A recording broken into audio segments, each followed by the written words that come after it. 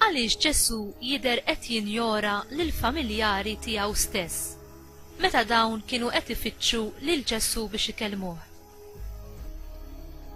Ġesu qatt ma kien jitlef l-okkażjoni biex jgħallem lid-dixxipli tiegħu lezzjoni spiritwali u l-verità tas-saltna ta' Alla. M'għandniex dubju dwar ir-rispett u l-imħabba li hu dejjem wera lejn ommu u l-familjari tiegħu. Imma f'din l-okkażjoni fejn ħafna inġabru biex jisimgħu lil Ġesu, hu tefa' dawl fuq realtà ogħla ta' relazzjonijiet, dik tar-relazzjoni tagħna ma' Alla u ma' dawk li huma ta' Alla.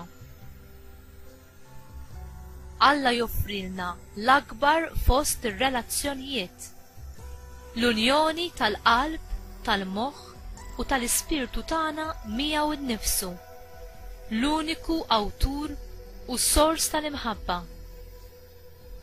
L-imħabba ta' Alla qatt ma tiġi nieqsa, qatt ma tinsa, qatt ma tagħmel kompromessi, qatt ma tikdeb, qatt ma tweġġana u lanqas tiddiżappuntana. U għalhekk li Ġesu joffri sfida lid-dixxipli tiegħu u anki lill-istess familjari tiegħu ta' din id-dinja biex jarfu li Alla huwa l-veru sors tar-relazzjonijiet kollha. Alla jrid li r-relazzjonijiet kollha tagħna ikollhom l-eruq tagħhom fl-imħabba tiegħu.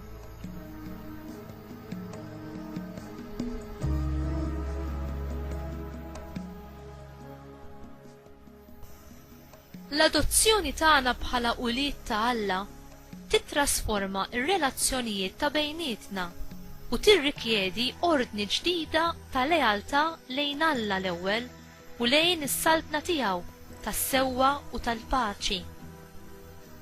Inti trid tikber fl-imħabba u fir-relazzjonijiet?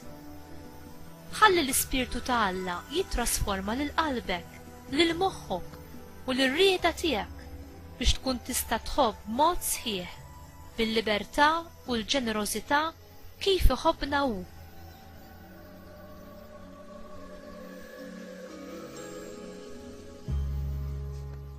Missier tas-sema, int tberikna bil-familjari u l-ħbieb, kemm dawk spiritwali kif ukoll dawk naturali. Għen inħobb qalb kbira bil-modrija u l-ħlewwa. Għamel li dejjem nażel u nfittex ir-rieda mqazza tiegħek.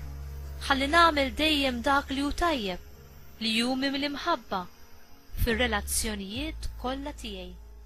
Amen.